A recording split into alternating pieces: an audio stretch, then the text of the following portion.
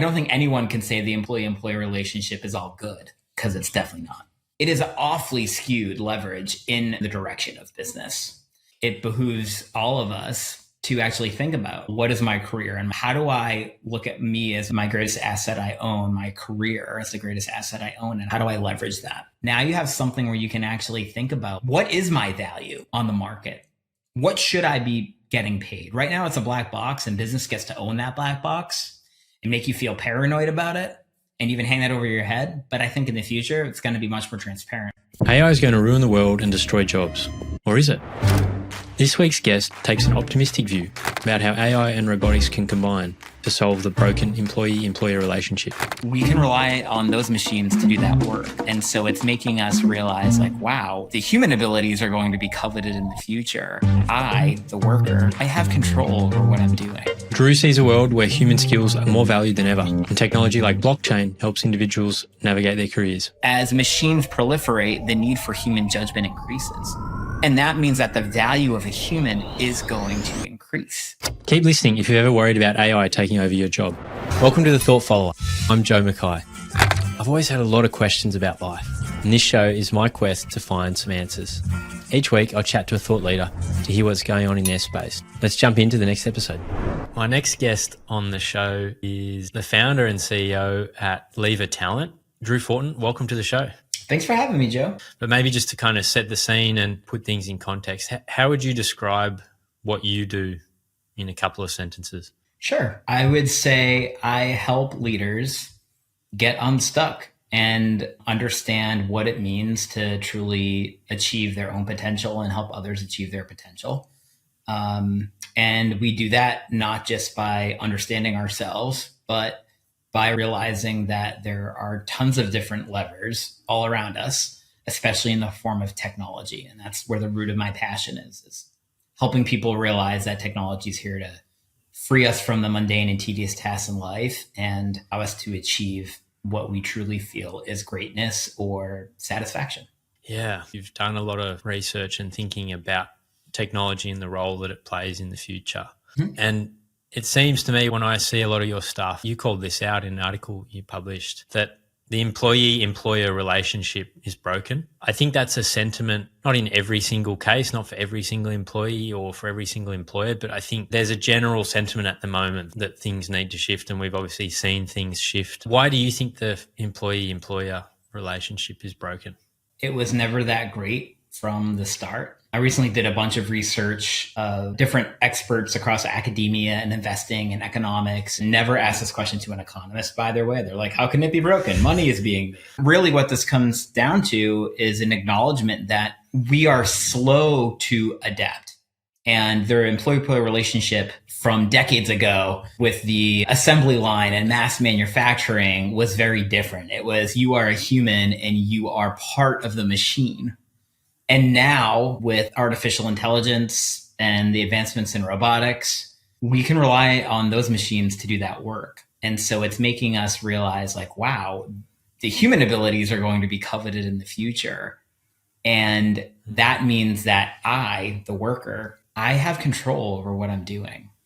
I can choose more about how I want to work, where I want to live when I work, finding work that aligns with my values, being with others who share those values. It's opening us up to agency. And right now we're in this transition point. So it is broken, it's fractured. And when executives, boards, very well-established businesses need to change, do they willingly say, sure, we'll just change everything? No, because it costs money. And so it causes this rub.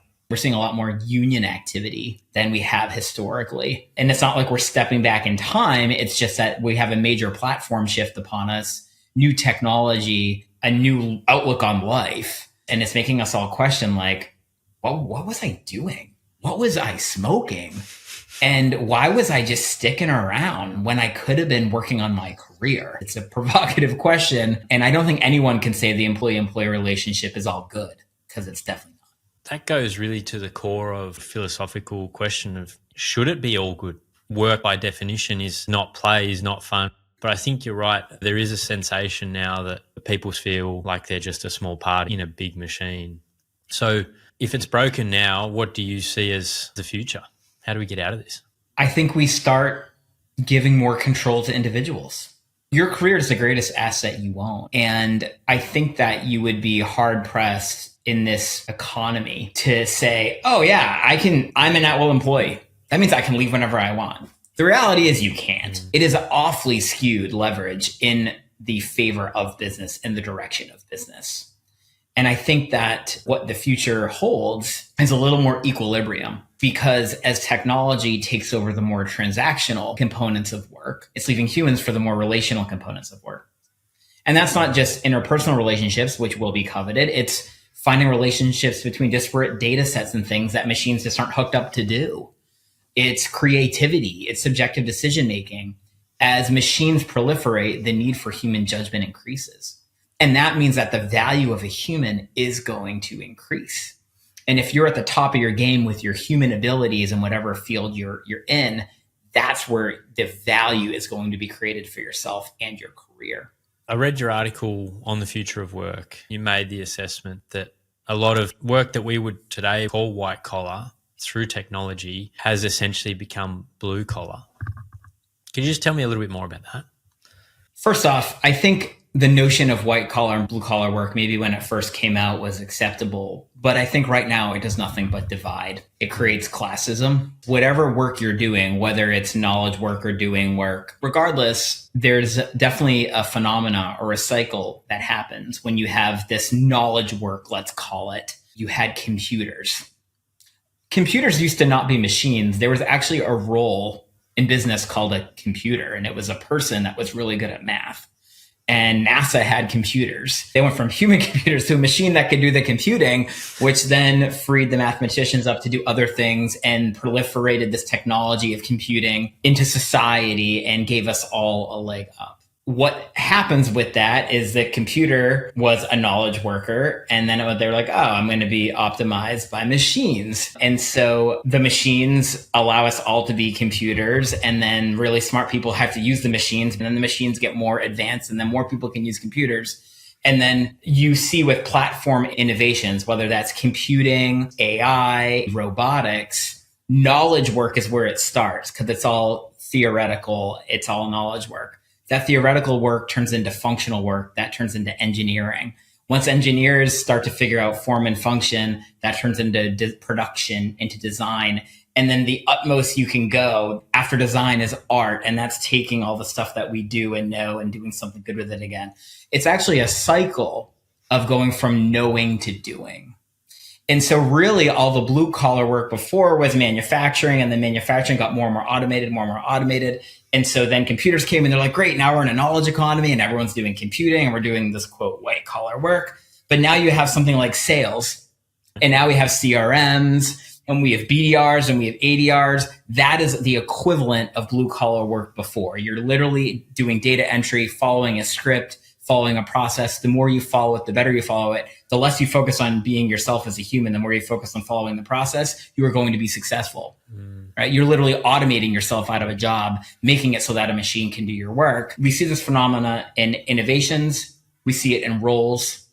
We see it in industries. And I think if we're aware of that, then we can decide what role we want to play. Some people are really great at management, and they might be good at one part of management, like engineering or production. And what that means is you're just going to hang out in one part of this cycle.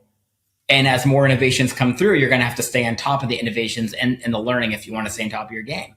But the other thing that you could do is start off in the theoretical. Let's say you're a startup founder in the new AI thing and people don't know a lot about AI.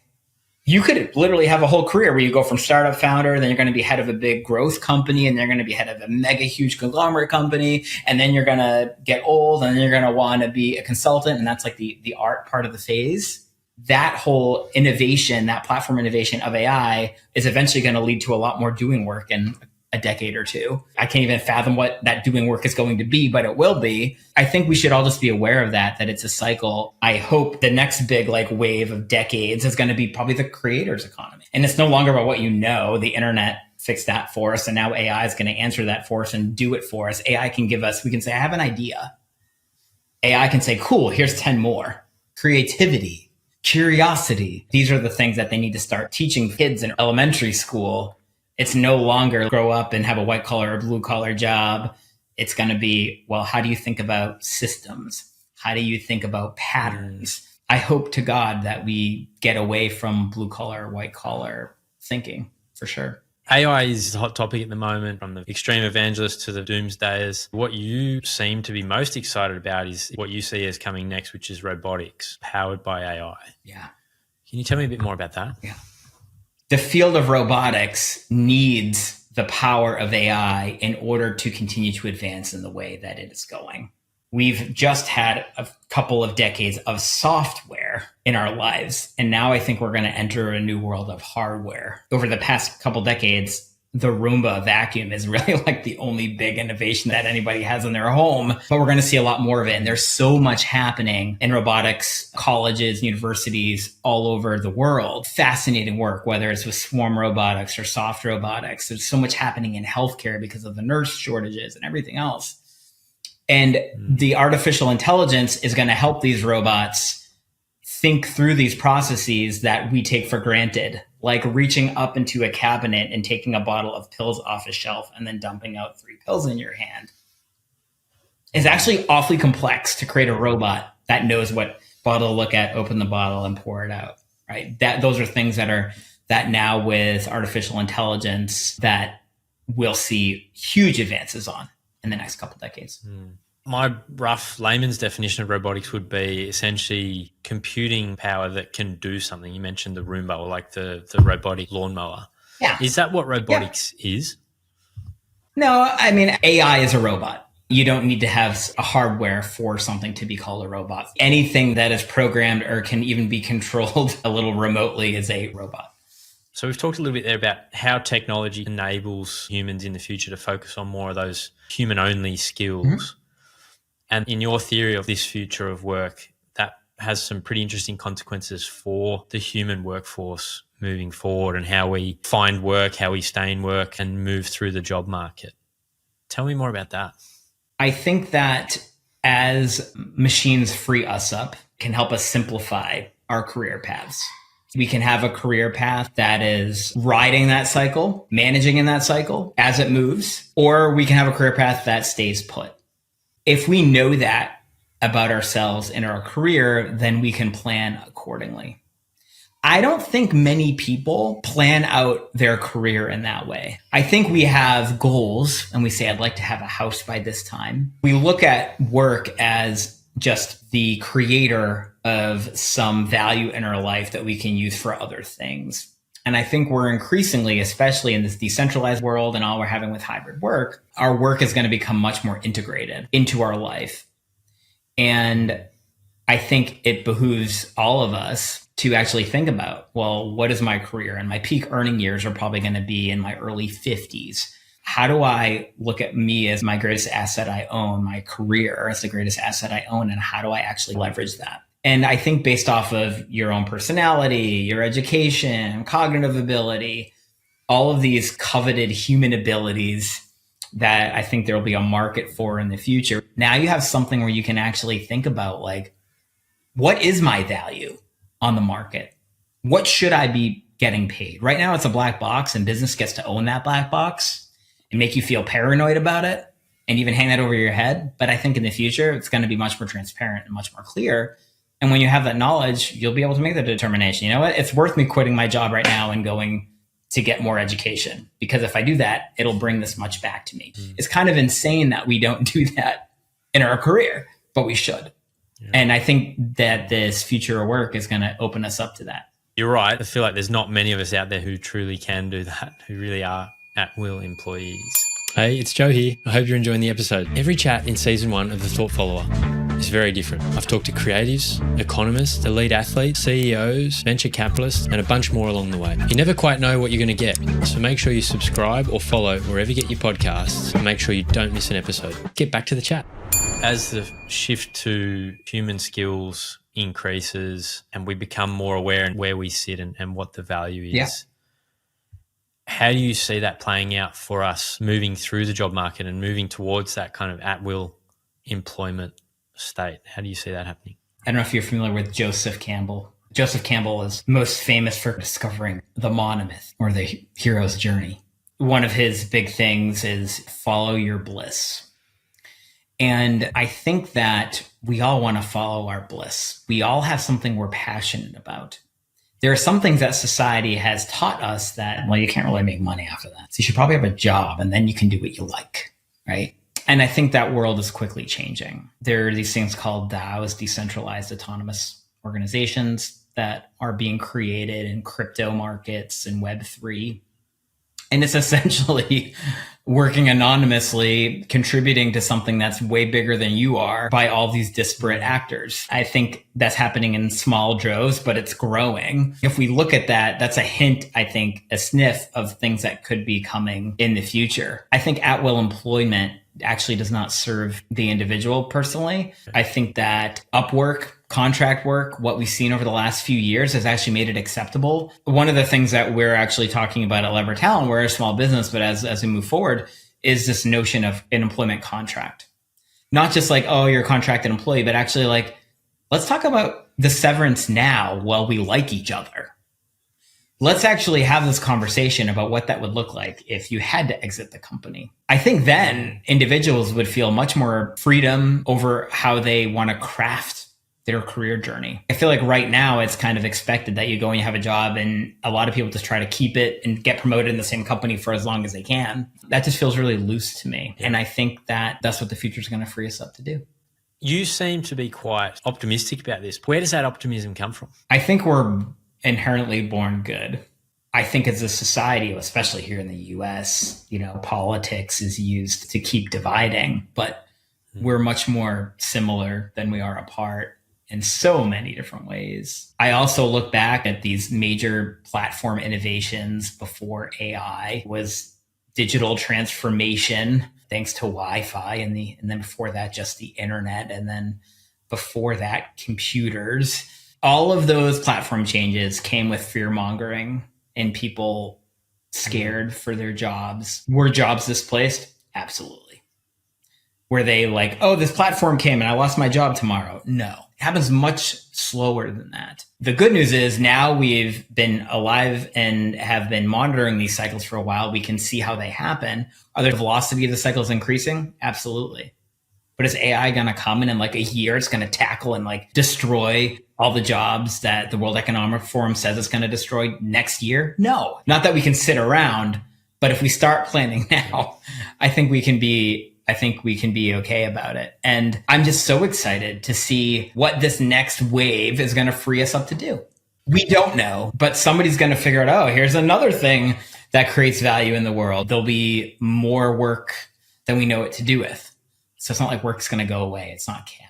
A bit of a thought experiment. Imagine the construction worker, the landscape gardener, the future that you envisage around work. How does that journey play out for them, do you think? Well, if I'm a landscaper and I had a landscaping business, I'd be thinking about scale. I'd be thinking about growth. So I could use technology to scale the business, increase the number of clients that I can have, fewer machines, fewer labor. Sure. But then there's the other side of landscaping too, is you may have somebody that's just super passionate about trimming hedges and shaping them into art, or somebody else that is essentially a farmer and will figure out the right mix of shrubs and design the landscape. And that's a perfectly acceptable job too. The path sometimes feels almost already defined for us. And sometimes we need help just breaking from that. Is there a thought leader out there that you're following? The phrase thought leadership is interesting to me. People sharing their thoughts and being confident about them. Thought leadership. I think what makes a good thought leader is someone that's very consistent. Authenticity is important. And, one that sticks out to me that they post daily, their daily principles is Ray Dalio of Bridgewater Associates. If you've never read the book Principles, it's awesome. Just really practical, fundamental advice. And I think that's all we're really looking for. When you're reading thought leadership, oh, I just learned something new. Yes, that does happen. But you're also just looking for a reminder, oh yeah, I should do that. Oh, I never thought of it that way. The it in this case is something so basic and something that we all do and we all need. I think thought leadership is art. And so it's taking something that you thought looked one way or you thought had a conventional use and being applied to something totally different and helping you see it differently and change your perspective. Yeah, Ray Dalio, I think, definitely does that really well. Do you see yourself as a thought leader? No, I have imposter syndrome. I learned about myself at Lever Talent. We help businesses understand their mission, vision, and values. We help them understand their personality. We help them understand team dynamics. And we use tools to help them do that. And, one of the things I know about myself is that I love to hang in the vision space. And I get really passionate about what's going to happen in the future. And because of my passion there and my obsession with understanding those things like technology's impact on the future of work, I will talk to anyone about it for hours. Does that make me a thought leader? Maybe. I have thoughts about it. I'm passionate about it. I'm learning about it, and I'm engaging with others. And I have the desire to create content to help others think about it, to share thoughts. When I share thought leadership, I'm not having like these mic drop moments where I'm like, oh, that's good, I'm going to share that. This is thought leadership. I share it, and and there are sometimes that I'm like, oh, what's this going to do? I'm just curious how people think about that, right? Or I have a contrary opinion. I've learned that I'm comfortable with who I am, and I'm not afraid to ask questions, and I'm not afraid to say what I believe. And if that's thought leadership, then I guess so. You touched on imposter syndrome there, which I think is such a super common thing. But you strike me as someone who knows yourself really well as a leader. What was that journey like to know yourself better, and how has that helped you in work? I would say the journey. Earlier in my career, I said I like to hang in the vision space. It's really because I have a low appreciation or regard for details and structure. I feel bogged down by that. And so I appreciate breadth more often than depth. And so I'll generalize in things. And younger in my career, me generalizing in things, thinking that that was the way to live life and have a career, I came off as arrogant, egotistical, etc. And it's true. My ego is huge. I think even imposter syndrome itself is saying I have an ego. And so what do? We prevent ourselves from going out on a limb and trying something new because we don't want our ego to get hurt. And I think that even now it's still inside is the imposter saying like, you can't do this. No one's going to like that. That's not that great. And that happens to me all the time. But what I've realized is I'm a junkie for that stuff. That's what gets me going. That's what gets me excited. And sometimes people do like it. Sometimes people don't. I love that. And I live for that. And that satisfies a part of me. But I have imposter syndrome all the time. Honestly, the past few years, transitioning to working from home, I'm a highly extroverted person. I need validation from people around me. If I don't go find that time to socialize with others and get that validation that I'm a contributing human and I can be social and people like to be around me, then I can go to a dark place. I think mental fitness is such a huge and probably an increasing part of, like an athlete needs to stay physically fit to be able to play and perform at their best. And I see for us knowledge workers, that mental fitness being so crucial to be able to do anything positive. What's the role of mental fitness in your approach to professional development? It's something at Lever Talent we talk about all the time. Resilience implies that you are malleable, bendable. You can work through something, but at the end, your form remains the same. It's like you can bend. It's not like you're going to have a permanent adaptation. You'll get through it and you'll spring back. The concept of antifragile is absorbing the adversity in front of you, adapting, morphing, and coming out the other side with that superpower, with that extra ability, with the different shape.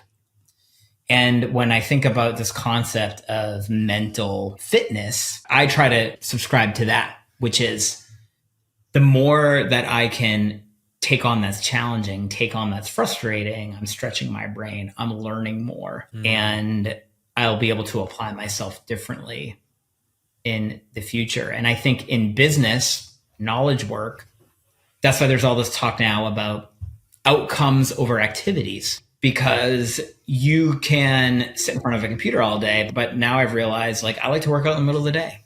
I like to be at home. I like it when I can walk downstairs and go right from a meeting into lunch or dinner with my family. That's better for me mentally. And I think that we all need to take stock in what it is for us. Well-being in business is something a lot of businesses have talked about. In fact, there was a recent study, the Bureau of Labor Statistics, and then Gusto had a report on the amount of vacation time taken in the first half of this year in 2023 was more vacation time taken than all through the pandemic. That's showing that people are like, oh, I need a break. But it's also probably that businesses are saying, you know what, we should take a break. And it's great that that's happening in our society. And it's great that more workplaces are offering that flexibility to work remotely or to do what you have to do. Most people now clock out between the hours of 4 and 6. That's great because data also shows that they're like, I'm going to clock out between 4 and 6 so I can be with my family. And then I'm going to clock on later. I'm going to put in more work later tonight. And that's okay, right? The whole paradigm's shifting. And I think when it shifts, it's going to be for the better for our mental stability and well-being. The concept of anti-fragility, I hadn't heard that before. I really like it. Resilience has always struck me as how much can I tolerate? Like what can I survive? But that concept of anti-fragility does go that step further. Whatever doesn't kill me makes me stronger. I come out the other side of it with a new adapted form, a superpower. I think what's interesting about it is you don't necessarily know that you have adapted, that you've built a superpower until you reflect. Like I'm someone who does a lot of self-reflection. I'm always kind of overanalyzing how I show up at work and all different parts of my life. And so I do a lot of that reflection. And a lot of moments recently I've looked back and I thought, wow, I did that, and I remember 10 years ago, I tried to do that and I couldn't. That idea of anti-fragility sums that up really nicely for me. That's a great one. Maybe to circle back a little bit, you do know yourself well. And a post I saw of yours recently, it's high dominance. You've got a visceral reaction to hard and fast rules and structures. You're low detail, high extroversion, low patience. Is there an exercise or a set of steps, or how do you create that blueprint or that picture of yourself? For years before founding Lever Talent, I worked at a company called the Predictive Index, which has roots in behavioral assessment. It's a talent optimization platform. But thinking about behavioral factors, cognitive ability, and the more that you know yourself and you know others, the better you can be at work and the more success you'll have in your career as a leader, on your team, with your team, et cetera. And we all have drives. Those drives are what provoke our behavior because the drive creates a need and then we behave. You just took a sip of water. I'm going to venture to guess your mouth was this dry and that you're not just like incredibly thirsty right now because you went for a run, right? But I'm making an assumption. So the predictive index is measured on a 4-factor behavioral model. And those 4 factors are dominance, which is needing to have your thumbprint on something and to put your idea forward. Extroversion, which is your need to be social and to talk things through. Patience, which is your need for stability and process. People with high patience need to understand why before they move forward. And formality, people with high level of need for detail and structure. Those 4 factors through an assessment, they're essentially on spectrums of high and low. When those 4 factors are compared to each other, you can have a behavioral pattern. So my behavioral pattern in PI world is what's referred to as a maverick. And I'm atypical for most mavericks. Most mavericks have highest dominance. I have highest extroversion. But the defining factors that make me a maverick are the fact that I like to take risk. My lowest factor is the formality, the need for detail and structure. And so what that means is I love to talk things through. I love to move an idea forward. I love to move really fast. And I don't need a lot of detail to do it. I love ambiguous situations where there's no clear answer because that's where I function. I love to have a lot on my plate because when that happens, the world actually slows down for me. And I can be like, well, there's so much going on. Now I can focus on something, right? Those are things that I know about me. And I think earlier in my career, and you've probably had this experience too, as most people have, they kind of get pigeonholed. I had somebody that was like, you're not detail oriented enough. Drew, you have to be more detail oriented. Drew, you missed this detail. You missed that. And I'm like, oh my God, I need to be more detail oriented. And had I known this about myself, I thought that would have been like, I don't pay attention to detail, so you don't need to worry about that. No, there are times when I have to stretch and I have to adapt. But the whole concept is we all have superpowers. Lean in on the superpowers. Focus on doing work that aligns with those superpowers. You will get better. It is a muscle that you can work out. It'll get huge. The more you work it, the more you focus on it, the more you try to do good in the world with it, in your career will follow. Happiness in life will follow. Because the moment you try to do something that is not you and you force yourself into it, it's like if you're right-handed and somebody forces you to write and draw with your left hand all day, you're just going to be miserable. You're never going to be great at it. You may get okay at it. Hey, it's me again. If you made it this far, I'm guessing you're enjoying the chat. Don't forget to give the Thought Follower a rating and share it with your friends. Otherwise, reach out to me on LinkedIn with any guest suggestions or feedback on the show. I'd love to hear from you. Let's get back to the episode. So the low detail piece, you mentioned a little bit earlier. Why don't we map out our career? What does it look like over a long period of time? Yeah. Have you gone through that exercise, and how has that happened, with a low detail focused? Do you thrive in that situation? Or is that quite challenging? I'm a goals-oriented person. I've always been. So there's always something that I'm working towards. At the same time, you're absolutely right. I don't have that planning. I like to wing it. Just like business strategy, you think about okay, we're doing this. Most companies, most leadership teams just form and we have 5 to 7 years to do this before our investors need to pay. Everything, there are phases to it. And so I think if we look at our life, I was lucky enough to have a co-worker who was a manager at the time. They're like, oh, my brother-in-law is a financial advisor. And I was in my mid-20s. I don't make enough money to have a financial advisor. And they're like, oh, well, you should probably talk to him. And I was married at the time. And that moment, I realized that was what instilled in me, your career is your asset. Your key earning years are this. And when you're younger in your career, you should probably be more focused on setting the right trajectory than if you're middle of your career. And so you're going to think about those things. And knowing that early on instilled in me, you always have to have 6 months of cash runway in case something happens at work or you don't like what you're doing for work and you need to make a change. That's really important. And you should look at your key earning years, right? Which depends on your generation and everything else, but probably around 50-ish is when you're going to be you're around your key earning years. I just set out and said, you know what? By the time I'm 30, I'd love to be managing someone because I really had a desire to lead. And so when you start to craft out these goals, naturally, it's amazing. You put a plan into the world. It seems to happen. When you tell somebody, I wanted to be a CEO. Yeah. I've wanted to be a CEO for over a decade. I start to tell people, I want to be a CEO. I'd like to learn about that. Well, when they're off in there, they're like, oh, Drew really wants to be CEO. Maybe I can give him this project because that'll help, right? Once you start to put yourself out there, it's just amazing how the world comes and supports you. I don't know if that's detail orientation, Joe. I think that's goal orientation's a little different. It's so true. The people that want to see you win will help you win. And you've got to be sharing that goal. You've got to get that help. The other part of your blueprint is high dominance.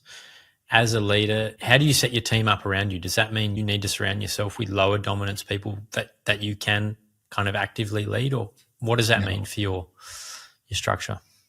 My goal is to surround myself with people that are smarter than me and to get out of their way. I think behavioral diversity is important. If I have high dominance and I'm surrounded by people that don't, then my idea will always seem like the best idea. And with behavioral insight, like using a product like the predictive index, you could easily program a team. We have a head of client success who just joined the company a few months ago. And one of the biggest factors we looked at was their behavioral pattern in relationship to myself, to their counterpart in professional services. What does that look like? And what does the team need? Well, what the team needed was somebody that was more focused on teamwork and experience. We're looking for a bit of a unicorn, somebody that was forward facing, but also had an objective decision-making style and a passion for systems. And we found that. My wife's actually part of our business. She helps us run our books. And she was 4 weeks in, she was like, it feels like they've been here for the whole time. It just feels natural. That's what you want. I also know that I don't know everything and that there are many different ways to accomplish the goal. So I really try to stay with, this is what we want to become. Here are the areas that we want to get into. How can I help you? How can I serve you? Show appreciation for the people around me. But I really mean that. Just get out of their way.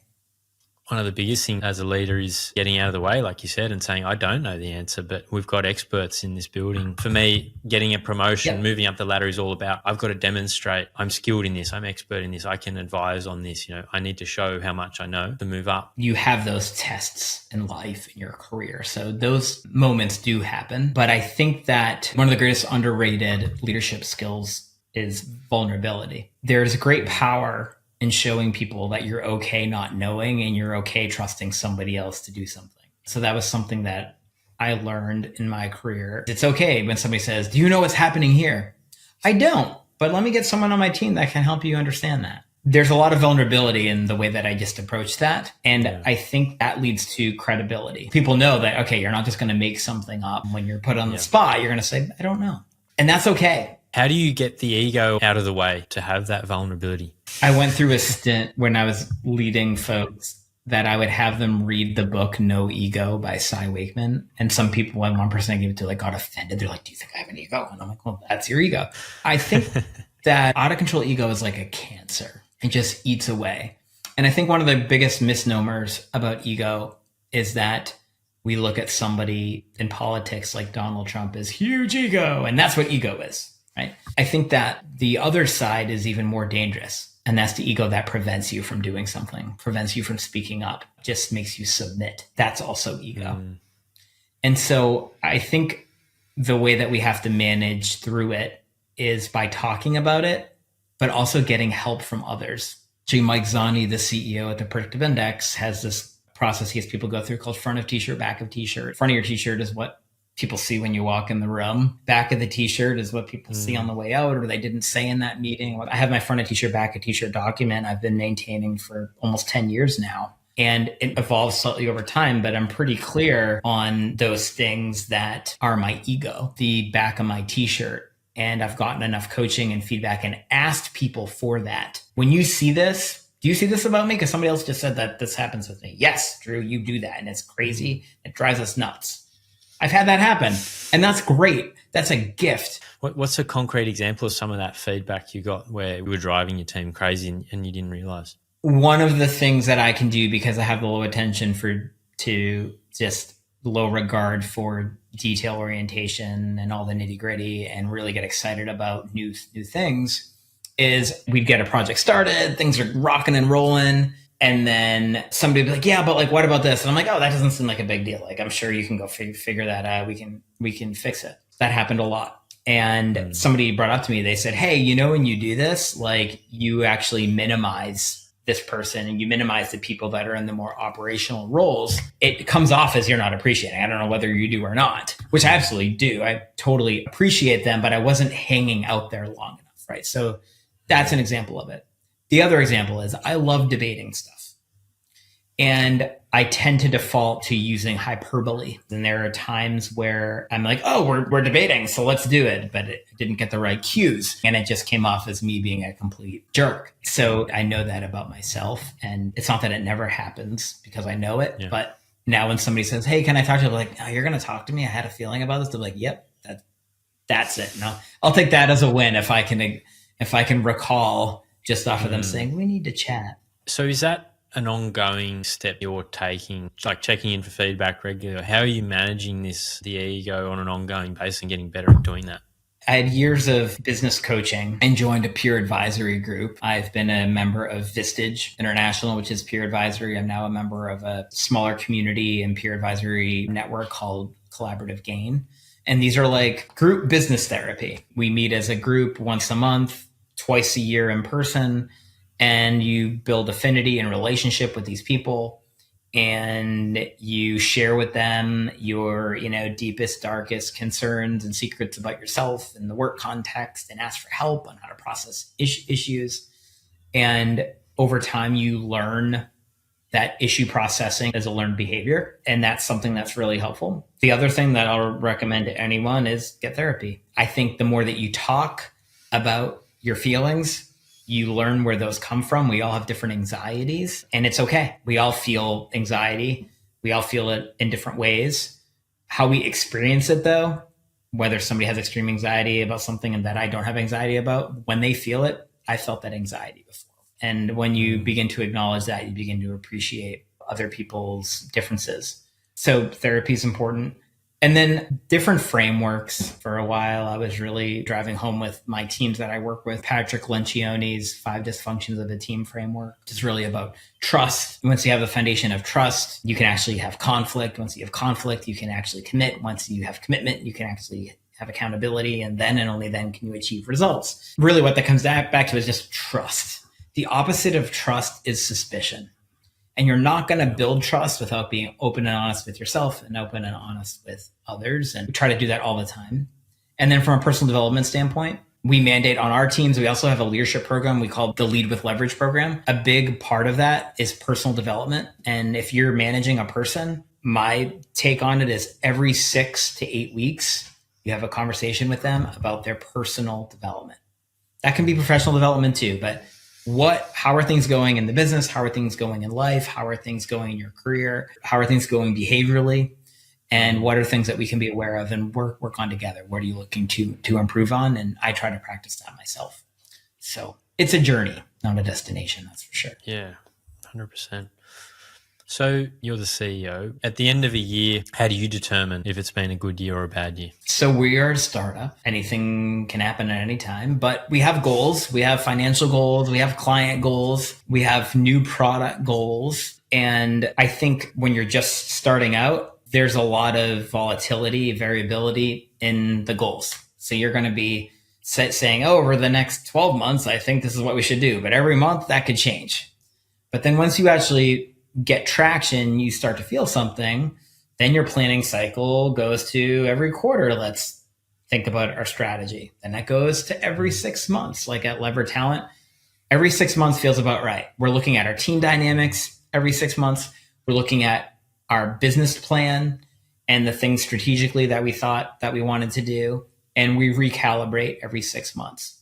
Probably in 18 to 24 months, we'll get beyond the 6 months and we'll be looking at annual planning. And then beyond that, we'll be looking at multi-year planning. I think you just got to start from somewhere. It's kind of like when you're like, oh, we're not measuring that yet. Well, what should it be? I don't know. Just start measuring it first. Start collecting data, start adapting. And then over time, you'll naturally figure out the rhythm that works. And that's kind of how we approach Lever Talent. And so far, we're hitting our goals. It's led to us not creating these crazy, lofty goals that we can't hit. And then everyone's just feeling defeated and deflated. And it's kept us honest. We're lucky enough that we're functioning off of the revenues that we're bringing in, and we don't have outside investors, but I do have bank that I work with. You mentioned before we got on air, you've got a new podcast that's out. Tell me a bit about the podcast. It's called The Lever with Drew Fortin.